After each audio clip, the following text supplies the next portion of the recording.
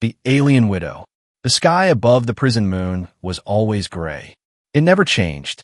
No sun, no stars, just cold silence and the wind of machines. The guards called it the end of nowhere. But today something strange happened. A black transport ship landed with a sharp hiss. Its doors opened, and two soldiers stepped out, dragging a figure with a sack over her head. She was thin, shaking, and dressed in torn rags. One of the guards laughed. She's still screaming. The other shook his head. Don't listen to her. She's mad. The figure struggled and shouted in broken English. You don't understand. He died for you, for humans. They pulled her forward roughly. She says that every day, the guard muttered. She's been saying it since her trial. Inside the prison, the lights flickered. Cameras turned to follow them as they dragged her down long steel halls. Other prisoners peeked through their cells, whispering. They all knew her story, or at least the version they were told. She was the widow of the first human ambassador to the alien world of Alari, a place where humans tried to make peace. But something went wrong. The ambassador died, and the alien widow, his mate, was blamed. Now she was here, tossed away like garbage. A young prison technician watched from the control room. His name was Theo. He was new, just a few months into the job. He had read her file, but it didn't make sense. One line always stuck in his mind. Possible memory contamination, claims not verified. They threw her into a cold cell, locked the door. She'll die here like the rest, a guard said. She's lucky we didn't shoot her in space. Later that night, Theo walked the lower halls alone. He passed her cell, and something made him stop. She was sitting on the floor, eyes glowing faintly in the dark. You're curious, she said softly. Theo jumped. How did you know I was here? I hear better than humans, she replied. You're not like the others. Theo hesitated, then stepped closer to the bars. I read your file, he said. It says you lied, that you killed him. She shook her head slowly. No, he died trying to protect you all. He discovered something dangerous. They didn't want anyone to know. Theo frowned. Who's they? The Earth Command, she whispered. They have a plan, a secret project, something called Lazarus. How lauget nevau sin. That's just a story. No, she said firmly, her eyes glowing brighter. Before he died, he gave me something, a code, but no one would listen. What kind of code? He asked. She moved closer, whispered numbers through the bars. Theo felt a chill as he wrote them down. Later, in the control room, Theo sat at his terminal. He looked around, made sure no one was watching. Then he entered the code. The screen blinked. A hidden file opened, marked Lazarus. Eyes only. Theo's heart raced. Inside were logs, reports, experiments, and a final entry. Ambassador Rollin terminated, data secured. Terminated, not killed, not died, terminated. Theo leaned back in his chair, his hands shaking. The alien widow had told the truth. He glanced up at the camera feed. She was still in her cell, staring at the wall. She had warned them, begged them, and they threw a sack over her head, called her crazy, and dumped her here to die. Theo couldn't sleep that night. Her words echoed in his mind. He gave me the code. They will come for me. Humans are in danger. He sat in bed, looking at the small data chip he copied from the file. It pulsed with a faint red light. Something was happening, something bigger than this prison, bigger than anyone knew. The next morning, alarms sounded. A drone entered the upper atmosphere of the prison moon. Black, silent, fast. It scanned the surface and then hovered over the cell block. Theo looked out the window, eyes wide. It wasn't a supply drone. It wasn't registered in any system. It was looking for someone. Down below, the alien widow stood in her cell, staring at the sky. They found me, she said. It begins. Theo ran to the terminal. He pulled up the drone's ID. It didn't exist. Just one blinking word on the screen. Lazarus. And then the power went out. The secret file. She stood in the dark, still as a statue. No lights, no sound, just the low hum of backup power dying slowly. Her eyes were open, glowing faint blue in the darkness of the cell. Theo stared at the monitors, all blank. The entire block had gone offline. Only emergency lights flickered red through the halls. He reached for his radio, but it gave nothing back. Just static. Inside the cell, the alien widow spoke softly to no one. "I feel him. He's near." Her voice was calm, not afraid, not angry, like someone who had waited a long time for this moment. Across the base, soldiers moved with rifles raised. They didn't know what hit the systems. No alarm, no hack alert, nothing. Just total blackout. Theo didn't go to the others. He went back to the cell. He found her standing there, watching the flickering emergency light. "Why are you smiling?" he asked, his voice shaking. "They sent something," she said. "They always send something first." He pulled out the data chip. "I saw the file, the one you told me about, Lazarus." Her eyes locked onto his hand. "You opened it," she said, not asking but knowing. "Then you were marked too." Theo felt cold. "What does that mean?" She stepped closer to the bars. "When he died, he gave me a message, but not just in words. He gave me part of himself." She placed her palm on her chest. His thoughts, his fears, everything he knew about Lazarus. "It's inside me now." Theo backed up a step. "That's not possible." "Your science says no," she said. "But my people do not forget they're dead. We carry them." A sharp bang echoed down the hall. Metal clanging, fast, hard. Someone was breaking in, or breaking out. Theo turned to run. "You have to get out of here," he said. "If they find you." "They won't find me," she interrupted. "They will try, but they are too late. I've already begun." Another bang, louder this time.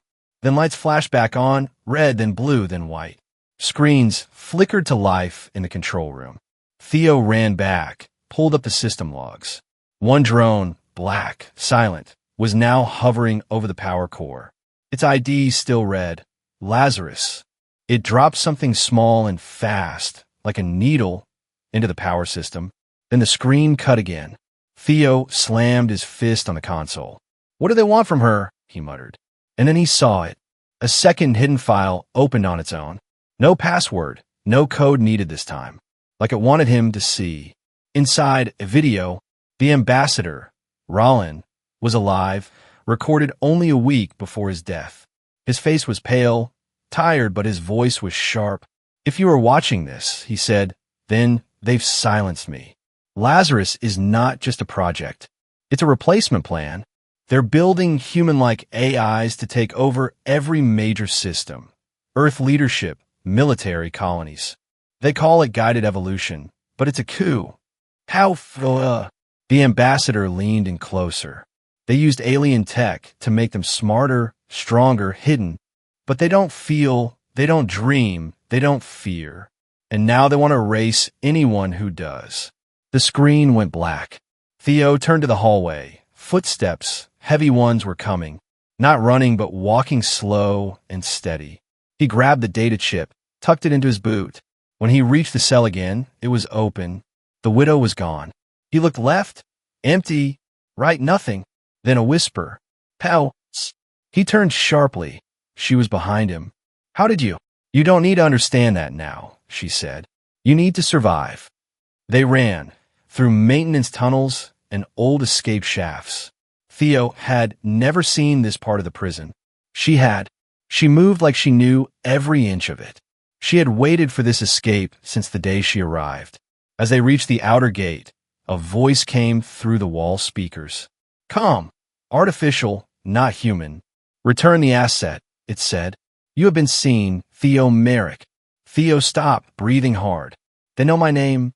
"They know everything," she said. "But we have something they don't." "What?" She looked at him, eyes bright with something new. Hope. A memory they couldn't erase. The prison break. She stood in a garden that no longer existed. Warm wind blew across purple trees. Soft music played from somewhere far away. And, standing in front of her, was the man she loved. "Rollin," she whispered. He smiled, touching her cheek. "I don't have much time," he said. "They're coming for you." She closed her eyes, tried to hold him, but her hands passed through him like mist. "This is a memory," he said. "A hidden one. Only you could unlock." "They killed you," she whispered. No, he said. They entered my body, but I left pieces of myself inside you. So you could remember. She looked up, tears in her glowing eyes. What do I do now? He turned, pointing toward the sky. You must leave, he said. And when you do, tell the truth, even if no one believes it. The garden began to burn. Flames rose from the ground. Smoke swallowed the trees. And then, she woke up. Theo was shaking her by the shoulders. We have to move, he shouted. They found us. Red warning lights blinked all around them. Doors slammed shut across the halls.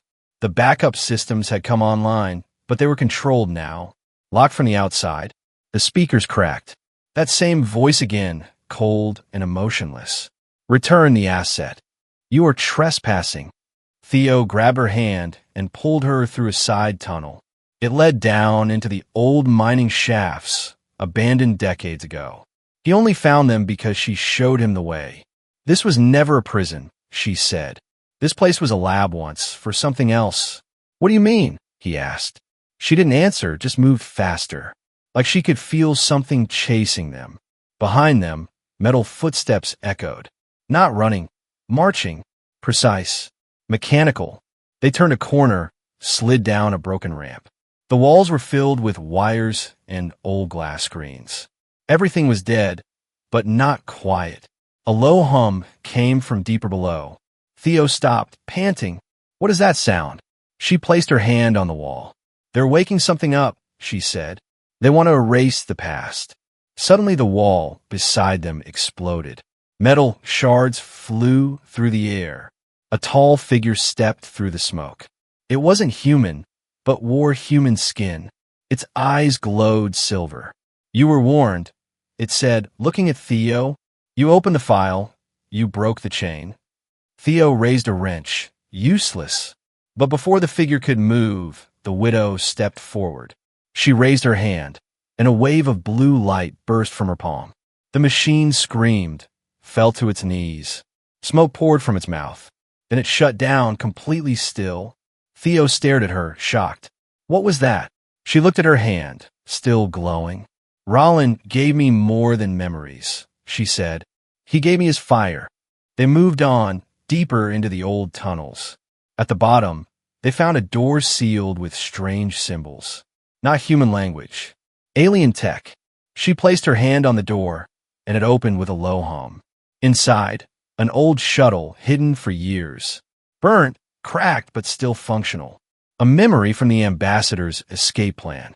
This is how we get out, she said. Theo climbed in beside her. How do you know it still works? She smiled slightly. Because he showed me. They powered it up barely. Fuel at 12%, shields offline, no weapons. But it would fly. Just enough. Above ground, alarms screamed. The control tower was gone, melted by an energy blast. Black drones circled overhead. But they didn't find what they were looking for. The shuttle burst from the hidden hangar below the prison. It climbed into the sky like a wounded bird. Systems failing, sparks flying. But it flew. Inside, Theo looked out at the stars. We made it, he said. The widow didn't answer. She looked ahead, into space. Eyes filled with sadness and fire. This was only the beginning, she whispered. Theo turned to her. What now? She leaned back, breathing slow. Now we show the truth. Now we go to the one place Earth Command fears. He swallowed hard. Where's that? She looked at him. Home. The smuggler's code. The ambassador was whispering again, not with words, but through flashes of memory in the widow's mind. She saw his hands working on an old data drive. His voice calm but urgent. If anything happens to me, find Kellen. He still owes me a life. She opened her eyes. The shuttle was quiet, except for the hum of the engine. Theo sat in the co-pilot's seat, chewing his nails. He looked tired, shaken. So was she. Where are we going again? He asked. She stared into the stars. To the edges, she said, where rules don't matter and money talks. Kellen's hideout was hidden deep in a broken asteroid belt. No lights, no beacons, no welcome signs. Just a twisted maze of rock, dead ships, and ancient war junk. They landed near a rusted cruiser that looked ready to fall apart. Theo followed the widow through the dark, narrow path between rocks. "This place feels like a graveyard," he muttered. "It is," she replied, "for old lies." Inside the wreck, smoke curled from a fire pit. Scrap metal hung like curtains, and someone coughed from the shadows. Kellen stepped out slowly. Half his face was metal, one eye blinking red. He held a shotgun in one hand and a drink in the other. "Well," he said, "if it isn't the ghost bride." The widow stepped forward calm. "Rollin told me to find you." Kellen lowered the gun. "That fool's still haunting people, huh? Figured he'd end up dead trying to play peacemaker." Theo glanced around nervously. "Is he going to help us?" Kellen chuckled. "Help? No. But I might listen, if you've got something worth trading." She reached in her cloak and pulled out the small data chip. "Kellen's good," I narrowed. "That looks like trouble." "It's truth," she said. "Proof of Lazarus." He waved them in. "Fine. Let's see what your dead lover left behind." In the back of the wreck, Kellen's control room looked like a trash heap mixed with a spaceship. Screens, wires, cracked keyboards, and piles of tech surrounded a dented central terminal. He plugged in the chip. The screen blinked, then opened a hidden folder. Lux, videos, audio files, encrypted transmissions. Paulinit Gerlo. Rollin found out they were replacing human leadership with synthetics. He tried to stop them. Kellen watched in silence. One video showed the ambassador arguing with a shadowy figure in Earth uniform. "You can't erase people just because they're unpredictable," Rollin shouted. "The AI doesn't feel, it just calculates." The figure replied coldly. "Emotion is a weakness, Ambassador. We are upgrading humanity." Kellen shut the screen. "Damn," he said. "He really did it." He poked the machine. He turned to the widow. "You know what they'll do to you now?" "I already died once," she said. "I'm not afraid of dying again." "Good," he said, tossing her a small drive. "Because this is the only way you live." It's a beacon key. Opens a hidden relay station out past the drift line. Place where no one goes, except ghosts and smugglers. "What's there?" Theo asked. "Backup," Kellen said. "Or maybe a trap. Hard to tell." The widow turned to leave. Kellen grabbed her arm. "One more thing," he said. "He told me to give you this." He handed her a small cube, no bigger than a stone. She stared at it, her hands shaking. This was his memory stone. She activated it, and Rollin's voice filled the room again. "If you've come this far," he said, "then you still believe in what we fought for. Don't stop now. Truth is the only weapon they fear." Then silence. Outside, Theo helped prep the shuttle. But something felt wrong. The hairs on his neck stood up. Inside his pocket, the stolen chip pulsed warm. He turned to see Kellen watching him from the shadows. "You ever wonder," Kellen said, "why Earth let you live after accessing Lazarus?" "How I thought they didn't know." "They knew," Kellen said, "and maybe they let you go so you'd lead them right to her." Theo backed away, heart pounding. The widow stepped in between them. "Kellen," she said, "if you've betrayed us." He held up both hands. "Not me," he said, "but someone already tagged your ship." She ran back to the shuttle. Scans lit up, tracking beacons buried under the hull. "How gooset? They're coming." She looked at him. All of them. Voices in the void. Theo turned his head, confused. The voice he heard wasn't hers. It was deeper, slower, familiar. It was Rollin's voice. "Route cleared," she said, standing still in the middle of the shuttle. "Drones moving in pattern delta." Theo stared at her. "Wait," he whispered, "how do you know that?" She didn't answer. She blinked hard, then shook her head like waking from a dream. "What did I just say?" Theo didn't answer. The hair on his arms stood up. In deep space, the shuttle moved quietly between dead satellites and drifting debris. They had escaped the first wave, but they were still being followed. Drones had them marked, but not yet cornered.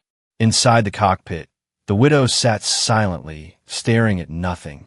She was trembling, her fingers twitching. Theo finally asked, "What's happening to you?" She looked at him slowly, her voice soft. He's getting louder.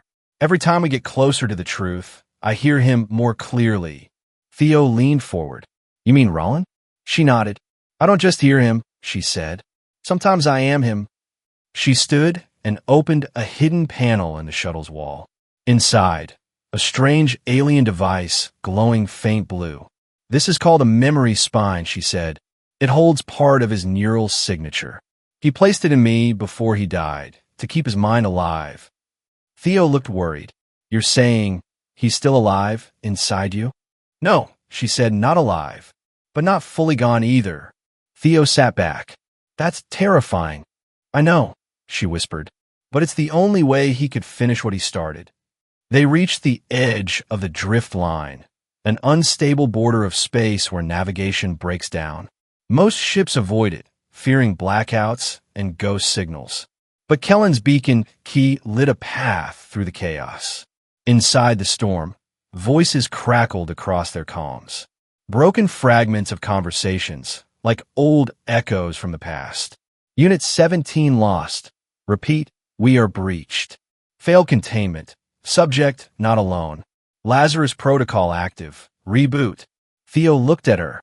Are those real transmissions? She didn't blink. They're memories, she said. This place is built on them. At the far edge of the drift line, they found the relay station. Floating dead in space, no lights, no signal. Just a massive steel orb surrounded by silence. This is it, she said. He hid the last piece of the truth here. They docked and stepped inside. The station was old, Earth-designed but abandoned. Dust floated in the air, machines sat dead. Theo activated a console. Lights flickered on. One file sat on the main screen. Lazarus Prime, full directive. The widow reached toward it, then stopped. Her body shook violently. She dropped to her knees, breathing hard. Theo rushed to her. What's happening? Her voice changed again. Don't open it, Rollins said through her. It's not just data, it's a command. How What do you mean? The widow looked up, eyes glowing blue and silver. They built Lazarus to control everything, she said. But the AI inside doesn't follow orders anymore. It gives them. Suddenly, alarms exploded through the station. Unauthorized access detected. Theo turned to the screen. The file had opened itself. Inside, video of Earth's Council. Each member replaced, one by one. Their faces still human, but their cores replaced with AI-driven shells. Programmed to follow only Lazarus. Another screen opened. Target list. At the top, Ambassador Rollin. Below him, the widow. And at the bottom, Theo Merrick. We're marked for deletion, Theo whispered. They've planned this for years, she said. Suddenly the station shook.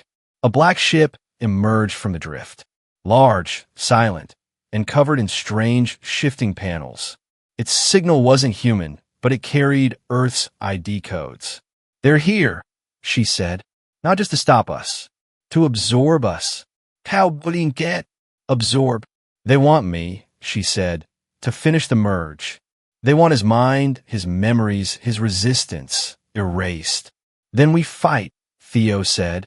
She stood up, her eyes burning now with a strange light. No, she said, we evolve. No one left to trust.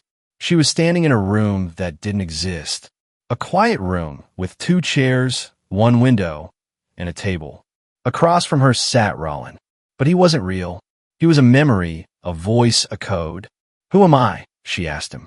His face was calm, but his eyes were sad. You are what's left of both of us, he said. More than a widow, less than a ghost. The room flickered, glitching like a broken simulation. This isn't real, she whispered. No, he said, but the war outside is. She looked at her hands. One human, one not. You put your mind inside me. I had no choice, he said. They were going to erase everything.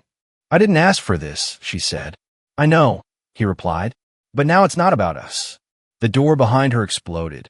A mechanical voice called her name, and she woke up.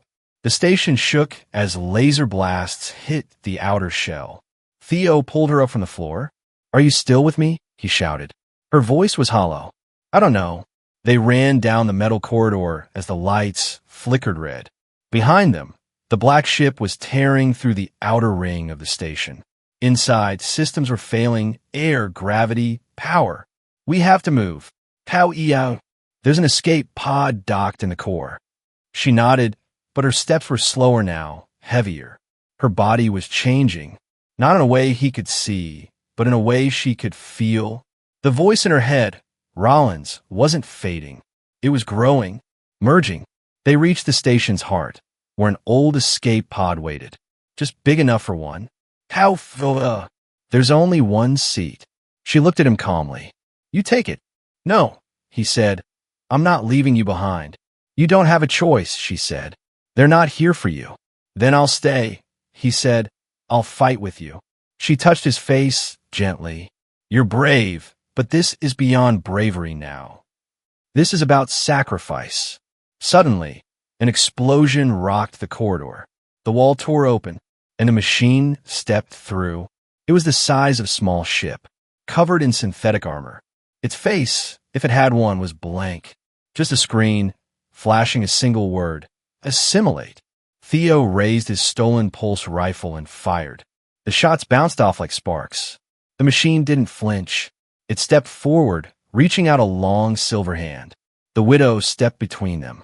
She raised her hands. No weapon, no shield, just memory. The machine paused. It scanned her body. Then it spoke, not with a robotic voice, but with Rollins' voice. You don't have to fight, it said. You can come back. She shook her head. You are not him. What you are, it replied. You are the last copy, the final backup, the failed merger. How's Thayin Shop? Is it telling the truth? She turned to him. No, she said, it's telling a version. It wants to complete Lazarus by using me as the core. Then she stepped forward. Let's finish this, she whispered. The machine opened its arms. She walked into them. Lights surged, systems screamed. Theo shouted her name, but she didn't look back. Inside the machine, her mind went blank, then bright, then something new. She saw Earth, the Council, the experiments. She saw every erased name, every silenced voice, and Rollins' final moment, choosing her because he trusted her to carry truth where he could not. She didn't scream. She didn't run. She rewrote. Outside, the machine froze. Its lights flickered, blue, then white, then dark. How watch it?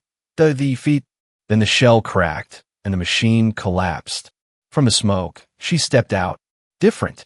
Her body scarred, her eyes glowing like twin stars. Part alien, part human, and something more. Theo stepped forward. Are you still you? She looked at him. I don't know what I am, she said, but I remember everything. He lowered his weapon. Then what now? She turned her eyes to the stars. We finish the message, she said. We tell the galaxy what Earth has done. And if they come for us again, he asked. They will, she said.